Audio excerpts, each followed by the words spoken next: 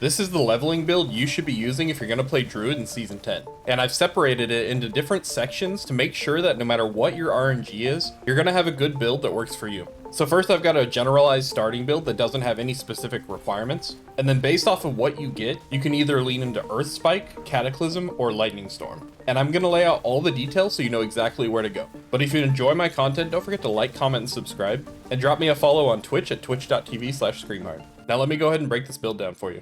If you want to follow along as I go through everything, you can click on the link underneath the video and it'll take you to my Mobalytics page. As you can see here, we've got the different categories. I'm going to go through the balanced build first, and then I'll go through Earth Spike, Cataclysm, and Lightning Storm. And which one you lean into will depend heavily on your RNG. In the balanced build, you're going to be going with Earth Spike, Lightning Storm, Poison Creeper, Rabies, Trample, and Cataclysm.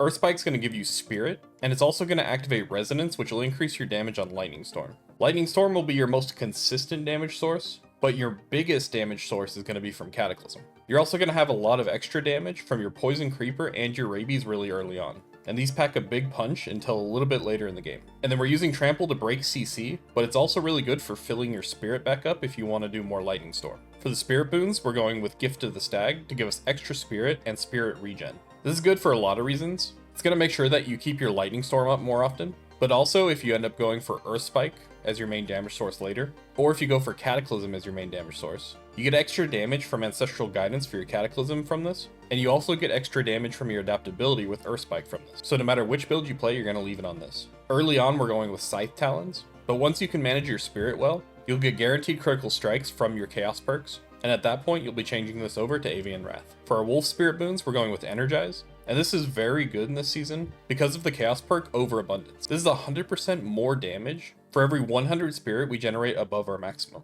But this is also going to help us sustain our Lightning Storm. We're running Calamity as well, and that's just to give us more duration on our Cataclysm. Cataclysm is extremely powerful in the early game, so getting more cooldown reduction for it or increasing its duration is extremely effective. Which leads us to our next Spirit boon, which is Calm Before the Storm. This is going to reduce the cooldown on Cataclysm, but it's based on a lucky hit chance, and we're going to be proccing that from Earth Spike and Lightning Storm. We're also running Chaotic cooldowns, which is going to cause Cataclysm to have a lower cooldown most of the time, but it's RNG based. It could be very low or fairly high. In this setup for the defensive aspects, we're running Undying, Juggernaut's Aspect, and Aspect of Might. On the boots, we're running Aspect of Slaughter for movement speed. For our offensive aspects, we're running Vehement Brawlers on our gloves, Virulent Aspect on our two-handed weapon, Natural Balance on our amulet, and Blood Boiling on our ring. Then we're running Balanced Aspect on our other ring. Balanced Aspect is actually going to act very similarly to Gift of the Stag. It gives us maximum Spirit and Spirit regeneration. Most of these aspects are self-explanatory, but Blood Boiling we have here so that we can overpower our Cataclysm. Since Lightning Storm can't overpower, it makes it much easier for us to not accidentally use our overpower on that, and we can save it for our Blood Boiling. Just keep in mind that you can waste it by using Earth Spike. For our runes, I went with only the common ones for the early game build, so we're using Seer and Gar. That's going to give us the critical strike chance, which like I said, we won't need later once we get our other Chaos perks and have better Spirit management, but it's good early on. And then we're using Yax and Kua. So when we use our potion, not only are we getting the movement speed from this, but we're also going to be getting the movement speed from Crazy Brew. So be prepared to go extremely quickly whenever you pop your potion. For our Chaos perks, we're going with a Beast Cornered early on. This is just going to give us extra damage and damage reduction the lower our health goes, but it also refunds some of our spirit costs, which will help us keep those up. I already covered the other Chaos perks. So for our gems, we're going with Emerald on the weapon, Sapphire on the armor, and then we're going for diamonds or skulls depending on what we need, whether it be all resistances or armor. Keep in mind that if you actually have your runes, you're not going to actually use any gems on your weapon, and instead you'll have runes there. If you click on the written guide under the video, you can look at the gameplay loops, which I've separated into all the different types, no matter which one you're following. So for balanced, you'll follow this one, and so on and so forth. Now we have a few different builds we're going to go through, so I'm not actually going to read through all of the skill tree, but I will scroll through and talk about anything that I think is important. So obviously for this one, we're maxing out our Lightning Storm. Early on in the game, maxing out Poison Creeper and maxing out Rabies is going to be good for your damage. But once you start feeling like those are falling off, you can pull the points out of those and put them into other passives. As soon as you get down to this part of the tree, you want to max out your Cataclysm as quickly as possible, just to improve the uptime on it. And same goes for the points into Endless Tempest. This will extend the duration. I did create some Paragon boards for these builds, but I only did the first two boards because after this point, you should be looking for a specialized build, which if you need, by the way, I'm going to have on my channel ready for you guys. so keep an eye out for those. All right, now for the first one you could lean into, we're gonna go with Earth Spike. Now Earth Spike's gonna be dependent on Seismic Shift aspect, which is this one here. This not only increases the damage of your spike, but it also makes you shoot your spikes in a line, and it gives you 2 spikes rather than 1. With the fact that it doesn't take any spirit early on, this is extremely useful for us, and it does a lot of damage. Just for reference, when I was doing my testing, the balanced build was able to clear Torment 2 without any runes, any seasonal powers, and very little investment. That means no masterworking, no tempering, none of that. And Earth Spike, doing the same thing with no investment, was able to clear Torment 3, so a whole tier higher. But it gets even crazier when you start making investments and specializing that build. For this one, we're changing it up a bit, so we focus on Earth Spike. We're also running Wind Shear so that we can activate our natural balance. We're keeping the Poison Creeper because it gives us Immobilize, which allows our Earth Spike to get double the lines.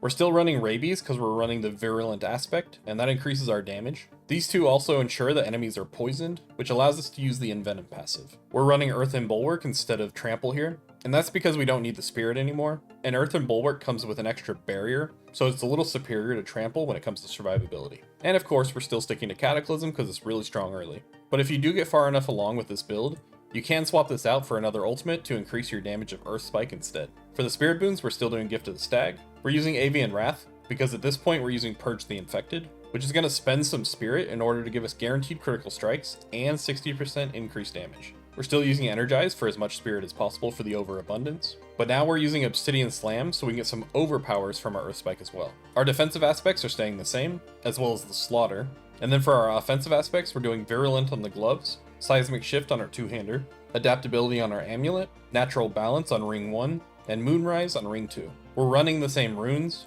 and I still have it on a Beast Cornered here, but because we do get some overpower, you could change this over to get the extra overpower damage if you wanted to. But without the Zon rune, I don't think we get enough overpower to really lean into that yet, so I still think a Beast Cornered is probably the best play for now. We're still sticking with Crazy Brew because the attack speed's very good for the Earth Spike, and you should pretty much always be using Overabundance in this season. We can use all the same gems, and for the skill tree, we're basically just going to be changing our focus, so dumping all of our points into Earth Spike, completely moving out of Lightning Storm, and changing our Keystone passive over to Earth and Might. Most of the rest is just some minor tweaks. Next up, we've got the Cataclysm option, so if you want to lean into this one, you can swap your Lightning Storm for Shred, just to add some mobility to the build. We're dropping our Poison Creeper completely because it doesn't really benefit this one, and we're going with Debilitating Roar for more survivability and damage. We're keeping the Rabies for the extra damage, not to mention the poison, and the Earth and Bulwark to break CC. In this one, we're focusing on trying to buff Cataclysm as much as possible, so we've got Gift to the Stag, which is going to buff the Ancestral Guidance board on our Paragon,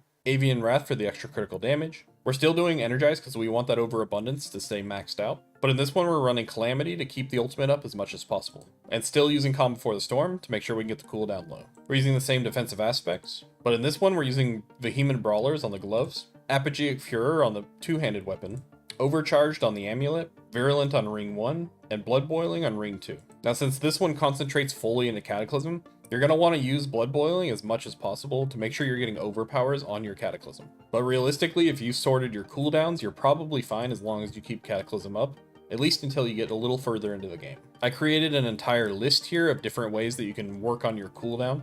So for example, you can use Flicker Step Boots, which allows you to evade through enemies to reduce your ultimate cooldown. If you find an early Dolmen Stone, this one could be good because there's a lot of nature magic cooldown reduction on it. This one's a mythic, so I don't expect you to get it. But if you got a Harlequin's Crest, this one's really good because you get multiple ranks into Cataclysm, as well as a lot of cooldown reduction, which will help you keep it up. This option's a little more niche, but if you happen to get a Great Staff of the Crone, you can get a lot of lucky hit chance, which will give you more procs for your Calm Before the Storm, and that'll probably help you manage your cooldown pretty well. If you happen to find a Mjolnir Ring, it's going to help you with a little bit of duration, but this one's also really nice because it lets you buff your Cataclysm using lightning bolt buffs, which opens up a whole lot more damage.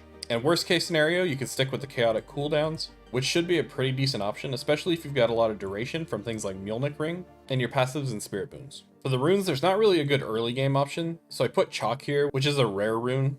This is just going to give us some extra lightning bolts, which is probably your best choice, especially if you happen to get stuff that allows you to buff your Cataclysm with lightning bolts, like the Mjolnir Ring, but feel free to use whatever you get here. In this one, we are actually using the Brawn over Brains, because realistically, we should be overpowering every time we use our Cataclysm. We're also using Purge the Infected, so our critical hits are guaranteed, assuming we have Spirit, that is, which actually might be a good reason to use the rune for Spirit here, because that one is a blue rune, which means you're much more likely to get it early on. And we don't have a lot of good options, so we're going with Erupting Chaos just to get some extra damage out of it. In the skill tree, we're not doing too much here. We end up with a lot more points so we can fill in some of these random passives. Like here you can see I put a bunch into Bad Omen and Electric Shock, and these may not even really get utilized. But we get a lot of skill points back in this version of the build, so we're using them where we can. And just dumping everything we can into Cataclysm and trying to make it as strong as possible. Now for the final setup of the build, you have an option to lean into Lightning Storm. For this setup, you're going to max out your Lightning Storm. You're still going to keep the Poison Creeper, because if enemies are immobilized, you do extra lightning damage. And we're keeping Rabies to get the extra damage from Virulent. In this version, we keep Trample, because we still want the Spirit for our Lightning Storm. And similar to the others, we're using Gift of the Stag, Avian Wrath, Energize, Calamity for the ultimate, and Calm Before the Storm. We're using similar defensive aspects, but we swapped out our Juggernaut for Disobedience. And the reason for that is because for our runes, we're going with the Cast Evade. So we don't want to make our cooldown longer for our evade. And that was mostly because the way we want to play this is to hold down our button, which means spamming our skill is not really going to happen. For the offensive aspects, we're going with Vehement Brawler, Retaliation on our two-handed weapon, Lightning Dancer on our amulet, Balanced aspect to make sure we have a lot of spirit, and Virulent aspect for that extra damage. Of the more specific builds, this one is probably the one that takes the least investment. You're basically just looking for Lightning Dancer, but even Lightning Dancer is not necessary for this build. It just gives you more AoE. But this does allow you to start focusing into a specific skill, which is where you get most of your power in D4. It's very hard to be strong in this game unless you channel every single multiplier into one skill. For our runes, we're going with Yak's Lum, and this is just going to give us a boost of spirit every time we use a potion, which we want to be doing anyways because we have Crazy Brew in this one. And for our other runes, we're using Sem Kua, and that's just going to help us with more movement speed. And that also synergizes nicely because when we evade is usually a time that we want to have movement speed. In this one, we're using a Beast Cornered because we don't have any overpower because it's a channeled skill. We're using Power Siphon for the extra damage to core skills, and Purge the Infected for the guaranteed crits, as well as the extra damage. Now I didn't actually test this specifically on the PTR, but I believe that since we're channeling the skill, Power Siphon shouldn't keep ticking up. It should just allow us to do 100% more damage, because we're not spamming the skill, we're just channeling. But if it does add stacks while you're channeling, then this one might not be an early game option, so we'll have to see about that. But my best guess is that channeling is going to be perfectly fine. In this one's skill tree, we're just going to dump all our points into Lightning Storm, and go for some extra passives that buff core skills. Like I said before, we're keeping Poison Creeper because it allows us to get our bonus from Electric Shock automatically. And the rest of it is pretty straightforward, we're just buffing our damage, and keeping that Cataclysm as an extra bonus to the build. Don't forget that each tab has its own Paragon boards, which will be slightly different depending on the build. So in this one, for example, we've got Spirit Glyph, and we also have Human Glyph. Now that's going to be it for this build. This should be a one-size-fits-all leveling build, so hopefully you can fly through the early game and get to the late game as quickly as possible. I'm going to be putting out a bunch of endgame guides,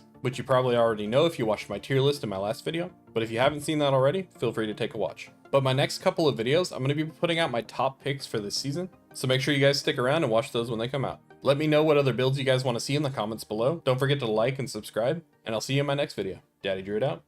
Subscribe to Scream Heart. He's more than an old fart. He makes lots of fun builds.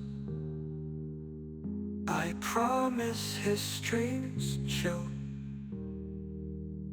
He should probably be faster.